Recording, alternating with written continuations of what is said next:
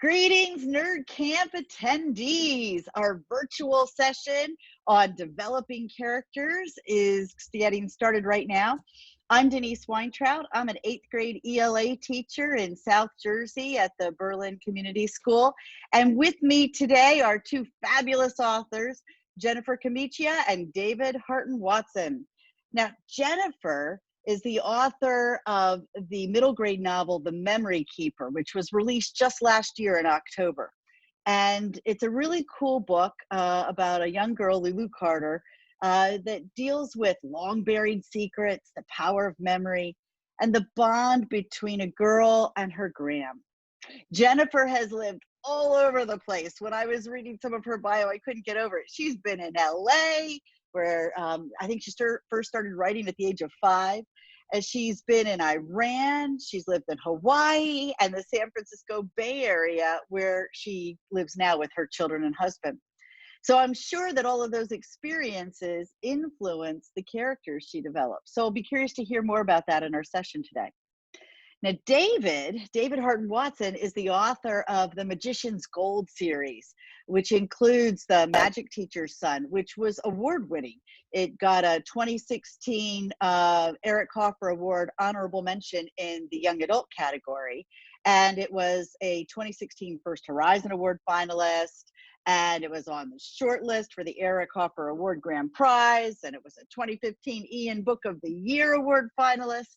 And he also has his sequel to that novel, Fortress of Gold. He's also the editor and publisher of an upcoming anthology, which I think is going to be very exciting, called Terraforming Earth for Aliens, a cli-fi anthology of global warming fiction. Very, very topical. And that features some original cli-fi stories from authors on at least 4 different continents all over the world. He also wrote the science fiction novelette Millennium Bomber, a story of digital revenge. And David's experiences with his career are all over the place, just as Jennifer has been all over the place with her living arrangements. David has worked as an Army officer at Fort Knox, a camp counselor, teacher, tax preparer, car salesman, portrait photographer, track photographer, solar energy entrepreneur, and a computer programmer. And he currently lives in South Jersey with his wife, 2 sons, and their 2 cats, where his day job is as an IT specialist. And he has a whole bunch of writer meetups for science fiction and fantasy and Star Wars kinds of meetups. So it's pretty cool. And we're grateful to have you both with us today. Jennifer, do you want to show your book to everybody? Sure. Thanks for having me. Here it is, The Memory Keeper, with all my little tabs in there just so I can share it. Did you want me to describe it? You actually already kind of described it pretty well, but it's basically about, with this incredible memory where she remembers every detail of her own life, and she's trying to figure out why her grandmother is losing her memory. So she kind of delves into the brain and how it works, and it becomes like this mystery. So, and it's in the San Francisco Bay Area. So the Golden Gate Bridge, very pretty. Very cool. Lovely cover. David, you want to talk about your book? Okay, sure. 2 books actually. Yeah. Magic Teacher's Son and Fortress of Gold. They look backwards on like a mirror image when I look at them, but I guess they'll turn up okay on your end. They are. Yes. These are in the Magician's Gold series. Magic Teacher's Son takes place on a parallel world called Dorados, where magic has replaced technology, or rather, magic takes the place of technology. They have relatively early 19th century technology, except gunpowder has not been invented yet.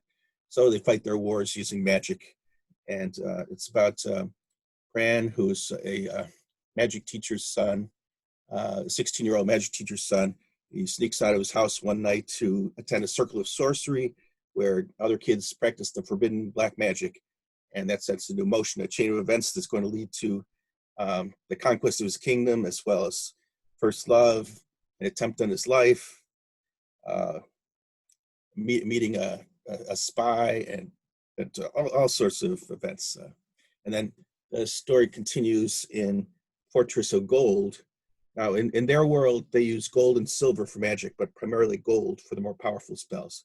And enemy sorcerers, in the first book, Magic Teacher's Son, enemy sorcerers destroy all the enemy sorcerers destroy all the gold they need for magic. So in book 2, Fortress of Gold, they go to Earth to seek the gold that they need for magic. And of course, they end up at Fort Knox, the Fort Knox Bullion Depository. And I served Fort Knox in the Army, so I'm familiar with the area. So it was fun to write. Very cool. Very good. Thank you. So in delving into characters, where do you start as an author? Who wants to go first with that? Where do you start with characters? I can go. Jennifer, go ahead. Yeah, for me, it starts with the main character, and it depends on my story idea. And I try to think about, for instance, when I had this idea about a young girl, this is my first middle grade book that I attempted to write. So I had this idea of, someone that had this fabulous memory against someone who was losing their memory that was, really beloved to them. And when I came, it seemed like she should be younger, like around 12. And so that's when I started thinking about that she's a young girl, she's 12. And I started thinking about how that would make her feel if you had this kind of memory where not only you remember everything, but you feel the same emotions, as you felt 5 years ago. I mean, it's incredible what they can remember. How would that influence how you let people in, and how would it influence how you just, go about your everyday life, especially where that age is so hard anyways, with friendships and figuring yourself out and hormones. And how would that be with that extra sort of, burden on you? So I kind of think about it, the background, and I like to write a scene about what makes that person have, like I had mentioned in the document, like that misbelief or that lie that they believe, and it sort of influences the way they see everything. And so in this book, I sort of started that in the very beginning, the very first section of the book. Her misbelief is right there, and then just throughout the whole story, how it sort of propels her character forward and makes her do what she's doing. And at the end, hopefully, in a character arc, you want to see, them aware of that misbelief and sort of change how they see the world at the end. So that's kind of how I start. I start with that lie that they tell themselves. So to recap that a little bit. So you start with the lie. I was thinking it was like an issue, she has this extreme memory, but you're saying you start with the lie, this misbelief that your characters tell themselves, and then how that impacts what they do and how that's revealed later on. Very cool. Right. And for instance, I don't know, do I have like one more minute, or do you want to? Yeah. So for instance, if I talk to children in the classroom, I'll read just the first little section in my book, and then I try to get them to pick out what that lie is the character tells herself, just to show them that it's not this really, overwhelming thing that they'll never be able to figure out. It's actually really easy. We all tell each other, tell ourselves lies, and I use the example of when I was a little girl in 6th grade, I had 2 wasps get stuck in my hair because I wore braids to school, and they got stuck in my hair. And it took half an hour to get them out. So I became terrorized and afraid of bees, and it influenced me. I thought every time I saw a bee, it was going to sting me. And I lived in Hawaii, so I saw a lot of bees. And so they were out to get me. I didn't want to go outside. It changed how I saw, nature and everything, and it really impacted me until I realized that they're not allowed to get me. And so it was just that sort of little thing. It just can be something small like that. And so then I'll read just the very first part of the book, and I'm just going to read the paragraph that it ends. And I say, only one person in the world knows the secret of my memory. I'm just not sure how much longer she'll remember it. And if she forgets my secret, if she forgets who I am, then who else will know the real me? And so then I say, can you figure out what that lie she tells herself is? It's that no one's going to ever know the real her. Only her grandmother will. And so it keeps her parents at a distance. It keeps her friends at a distance. And then I just sort of like work it through how I kind of slowly go through the book, just to show them that it's not something that is, like it's too hard to figure out. It's very easy, if that makes Cool. sense. It does make sense. So David, how do you start with your characters? Okay, well, I had been working on this series for so many years. It's I started with a character that I thought was going to be the main character, and he ended up being the second most important character. Jalal, he's an eternally young magician. He looks like he's 12, but it's because he accidentally cast an eternal youth spell on himself 100 years ago when he was 12 years old. And originally he was going to be the protagonist, but he's just too powerful. I wanted somebody more ordinary, so I picked the magic teacher's son, Pran, and his house. I mean, this is an important part of it, the setting too. So Pran's house is actually the 19th century farmhouse in the Hudson Valley that my aunt owned, and we spent every summer and every holiday at my aunt's house in the Catskills. It's a 19th century farmhouse, and it was the perfect setting there. So I mean, I still know that room. I still know that house like the back of my hand. I could walk through it with my eyes closed, even though my aunt died years ago. So I had the two primary characters, and then I had to get Pran's family, and then I just broadened out into the secondary characters. My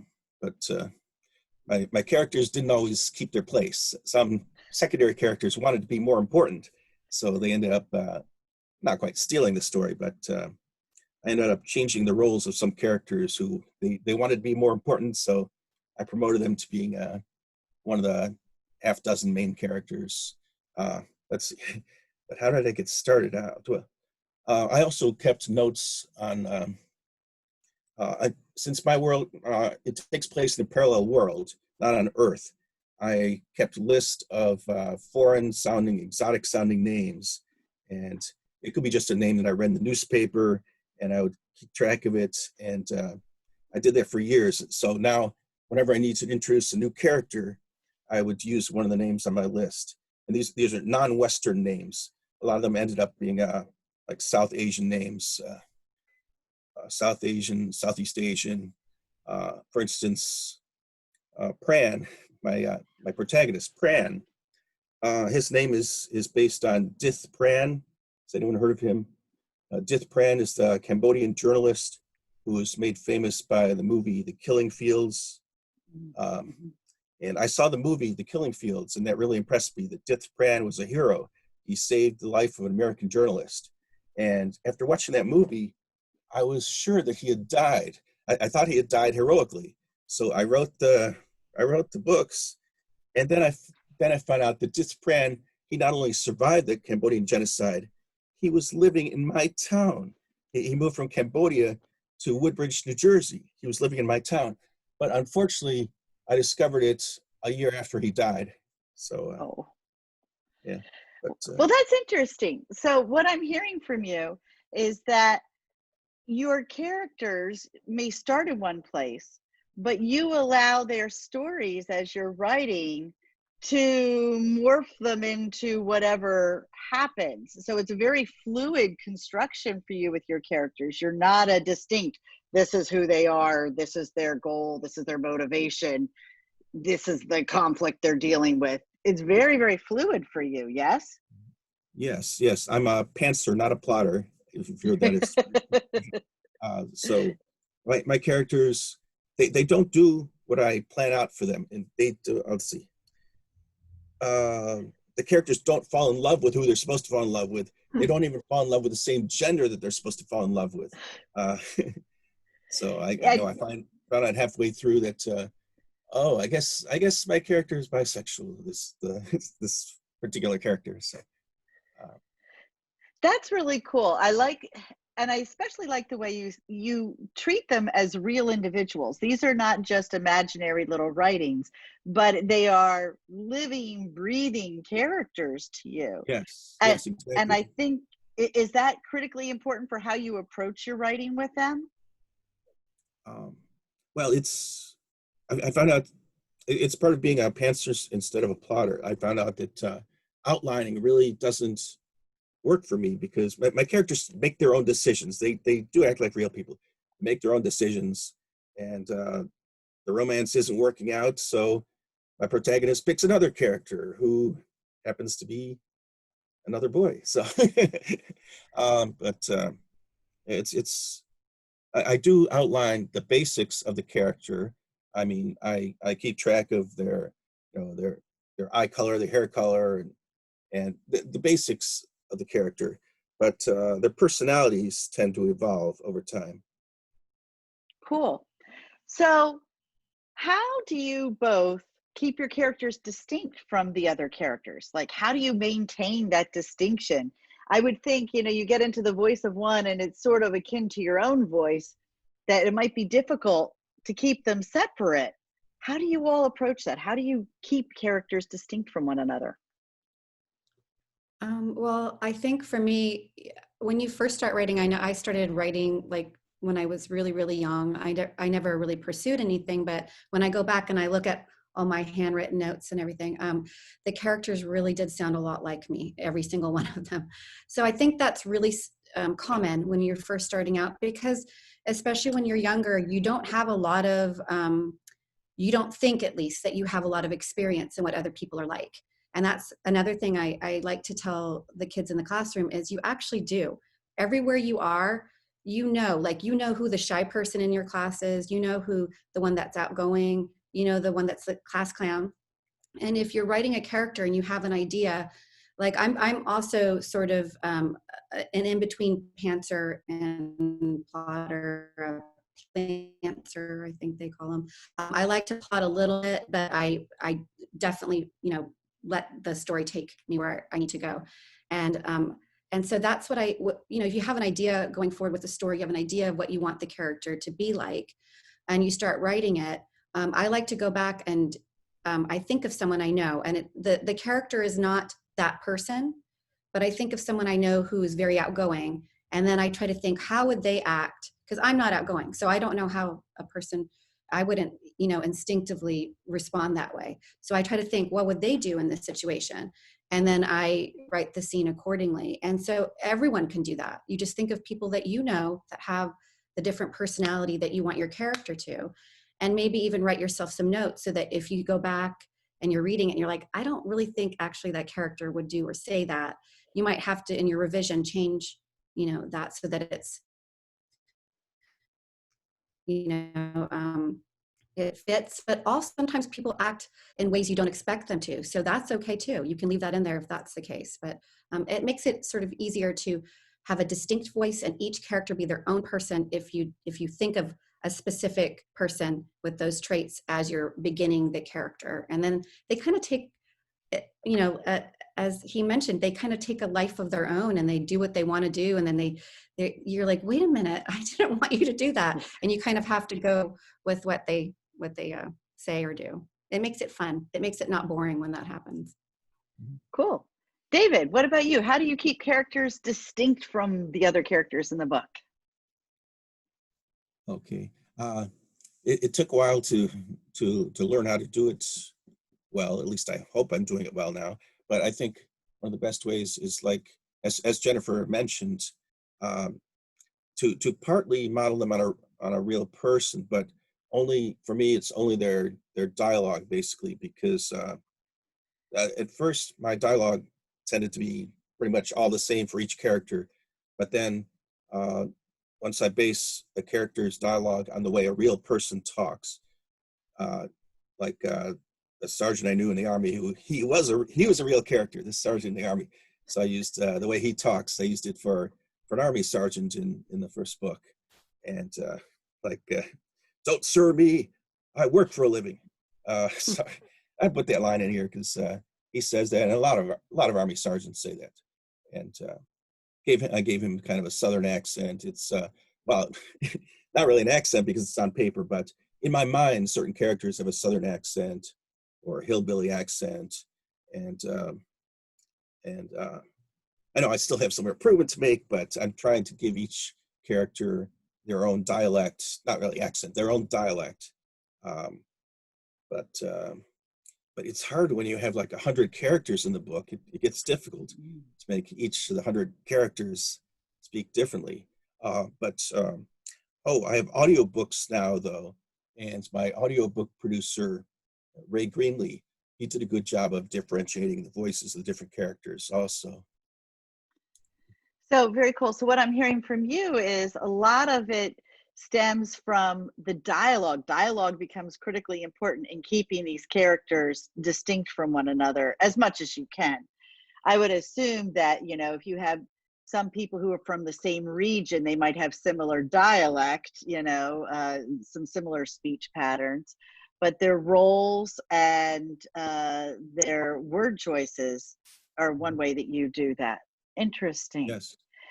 So I'm thinking then, how much do characters' motivations influence, or how much does motivation help you in developing these characters? You know, I often ask my own students to think about what are the characters' goals, motivations, what's the overall conflict, and then what are some of these secondary inner conflicts that they have. Well, their main conflict might be they need to slay the dragon, but their inner conflict is they're scared to death of swords, you know, because they've never fought in a battle before, and the sword is heavy, and they feel like they're a weakling, and so they're not sure that they can even get to the point where they're going to swing a sword to slay this dragon. So I'm wondering, how much do those goals and motivation and those conflicts play into your character creation? Well, I think that's true. That all my characters have to want something, especially the main character. And with Lulu and the Memory Keeper, you know, she wants to find. Excuse me. She thinks what she wants is to solve this mystery about her grandmother's past. But then what you kind of want, or at least what I like to do, is change that slowly to what they actually need. And by the end of the book, you know, because she can want a lot of things, but is that what the character actually needs? And so by the end, I want her to get to that point. So I think there is that motivation, and that's before each chapter, I have like a little section about the brain and how the brain works. And then I sort of try to tie it into the story. And the reason that's there is because she's trying to figure out what's wrong with her grandmother, and she thinks if she studies how the brain works, and especially in relation to memory, that she's going to be able to somehow fix it or find out what's wrong. And so that's sort of what drives her to get into this mystery mode of the rest of the book. So I think that's a huge thing, that you need to figure out what the character wants, and that motivates and pushes them forward. And then eventually they get to the point where they recognize what they actually need. And in Lulu's case, what she needs is to be seen, and she needs her parents and her friends to see her and to know who she really is, because she's kept this incredible secret about her memory, and only her grandmother has ever known it. So I wanted her to get to that point where she trusts people and lets them in. Very cool. David, what about you? Okay. Well, since my novels are both quest stories, on the surface they all have the same motivation. All of the major characters want to complete the quest to bring back gold from Earth. So that's they all have the same motivation on the surface, but some of them have secondary motivations. Jalal, for instance, he has a secret mission for the Eldorian Intelligence Agency, where they told him to bring back other things from Earth besides gold. But when others ask him to see, you know, what's that letter you got, he burns it before they can see it, because it was top secret mission. And let's see, and the other characters, well, some of them are very complex. Like Samir, he ended up being a more important character than I had planned for him, because he's Pran's frenemy. He's the frenemy of the protagonist. They used to be best friends, then they became enemies, and then Samir almost kills Pran, along with Samir and his gang of 3 three bullies, basically. They beat up Pran, throw him off a bridge, and leave him for dead. But Samir, uh, he wasn't trying to kill Pran. He thought Pran had a protective spell, so he wouldn't get hurt when he gets thrown off the bridge. So then he repents, and he becomes Pran's friend again, and they end up going on the quest together. But anyway, he's the most complex character, and it changed the whole novel when I decided, after my first draft, I decided that Samir should be the one going on the quest with Pran, not the other kids. So I had to rewrite the whole thing to make Samir be the character going on the quest with Pran, one of the four people going on the quest. That brings up an interesting point. The role of revision, like where you see a character initially, you might be very different at the end, and then you need to revise. And so what would you say to students who, like, I'm done, I wrote my characters? What would you say to them about the role of revision and rethinking your characters, even when you think you might be done? I think that's huge, because I remember very much writing it and being like, that's it, I'm done. And I didn't want to ever see that again. And, but, you know, as you get better at something with anything you do, when you get better at it, you realize that you have to practice. And part of practicing something is going back and looking at where you can change things and make it even better. And now revision is my favorite part, because then I get to add all the cool little things that when you're doing a first draft, you're basically just trying to get the story, you know, there on screen, or on the writing it out, or on the computer screen, however you're doing it. And but you don't like get to add all the cool little details, and so it becomes really fun when you do that. And I think whenever you practice something and you get better at it, and it gets more and more fun. So I think once kids start realizing that they can make something that already was great even better, and shine, and get that sort of I don't know, like a proud feeling from it, that helps them. Cool. David, do you have anything to add to that? Yes. Yeah, I think revision is crucial. Also, as Jennifer was saying, you can go back and add some little details. For instance, foreshadowing. I mean, it's hard to do foreshadowing in the first draft, especially if you're a pantser, not a plotter. You don't know how it's going to end up until after you're done with the first draft. So then I could go back and do some foreshadowing, and so especially with the characters that they end up being a different sexuality than they were when I first thought of them. So I can go back and foreshadow that the way they look at each other, or something that foreshadows who's gonna end up with who in the end.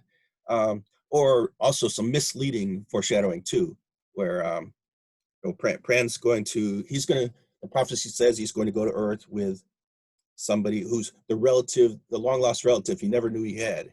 So I throw in some misleading clues, like I mentioned another character looks enough like Pran to be his cousin, and that's just to mislead readers, because he's not the one who's related to Pran. So, but you know, revision is crucial, not just for characterization, but for getting a novel that's actually able to be sold. I started sending it out too soon. I thought I was done, and I started sending it out to agents, and then I kept revising it. And if I'd known I was going to keep revising it, I wouldn't have sent it out so soon. But then at a certain, I actually spent years revising it. Then at a certain point, I said, okay, it's completely done. I can't do anything to improve it any further. It's done. The next email I received it's an acceptance letter. So, so that was amazing, that when I finally said, okay, no more revision, then it sold. So yeah, don't send it out to publishers or agents too soon. Revise it and revise it and revise it and revise it, then send it out. I feel like you're So calling me that's out, cool. David. I did the same thing. The same thing. Yeah, You know, I think I that's love pretty it. common. Yeah, No, go ahead. and I think a lot of people think they're done. And one of the things that I've learned in my discussions with authors is just how vicious editors can be with your revisions. Like, you think you've revised it, and then these editors come back and say, well, you need to add this, and you need to add this. And even in just a picture book, the redlining that goes on in a picture book, well, I think you need a different word choice here. You need this there. This isn't being developed enough.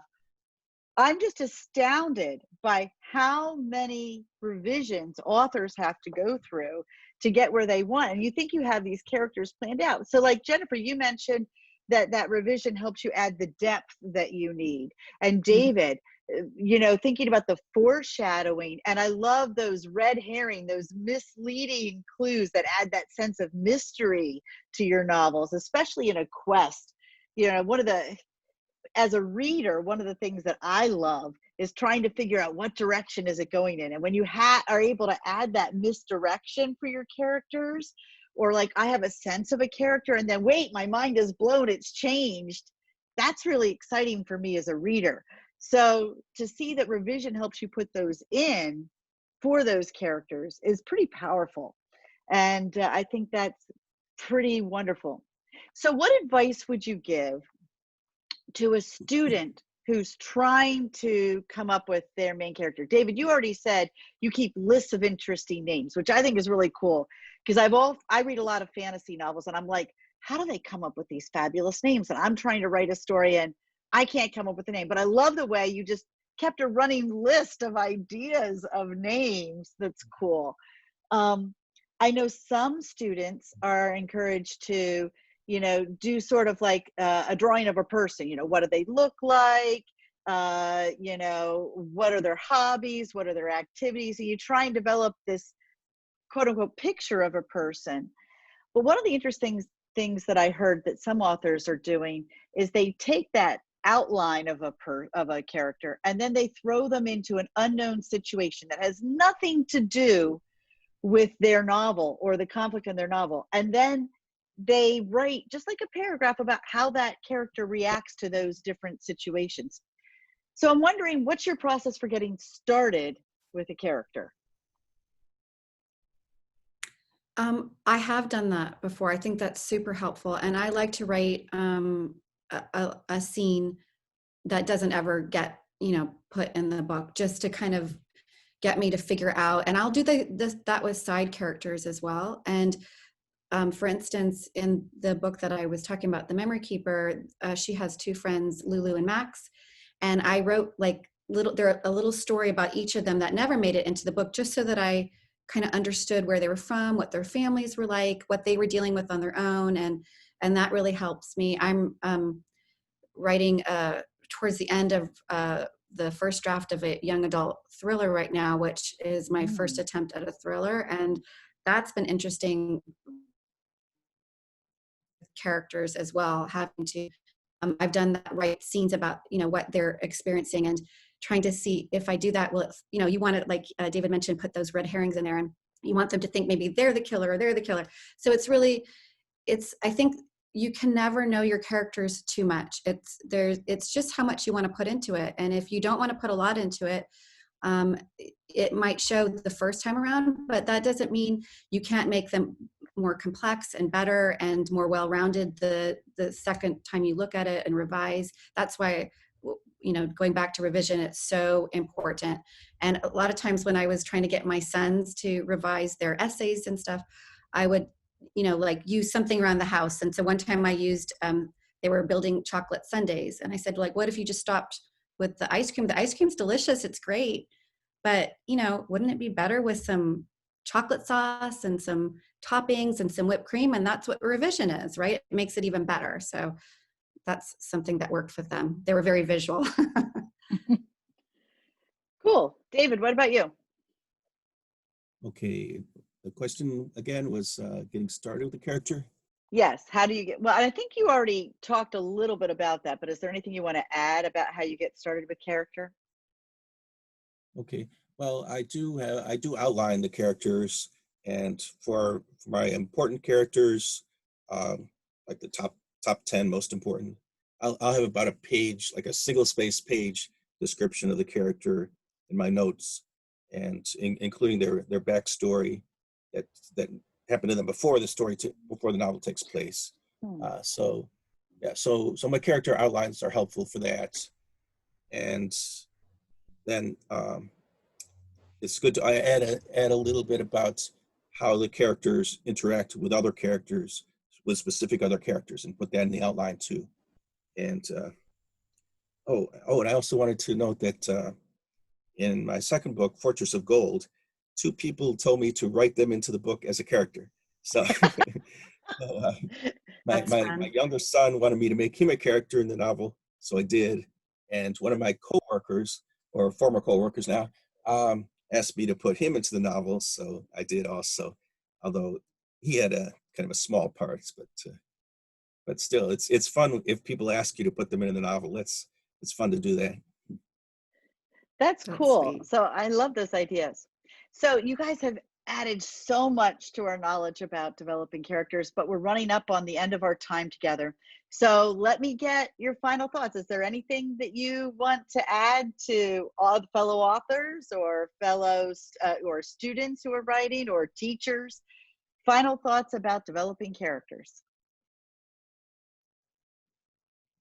Well, just something that you mentioned earlier. I know one thing that really helps me visually is I love Pinterest, and I don't know how many people are on Pinterest, but I love thinking about what a character looks like when I'm first figuring out what they are. And I like to look at Pinterest and just pin a bunch of different, age groups and what I think that the character would be. Even backgrounds or things they like to do, like if they like to surf, and I'll do that, and it just kind of helps me get into the mood. And then you make like a mood board with those pictures. That's fun to do, and it also really helps you get sort of a sense of setting and character. And if you don't have Pinterest, magazines, you can do that. Or even if you're watching shows, TV shows, you can think of a character and that's kind of how I imagined that character to look like. And then sort of it helps you kind of get a more, visual sense of what they are and who they are. Cool. So that's a little thing that helps me. Okay. As for me, besides the outlines of the important characters, where I'll have like a page single spaced about them, since I have so many characters, like 100 characters in the book, although most of them are minor characters, I want to keep them straight. So I also have a spreadsheet.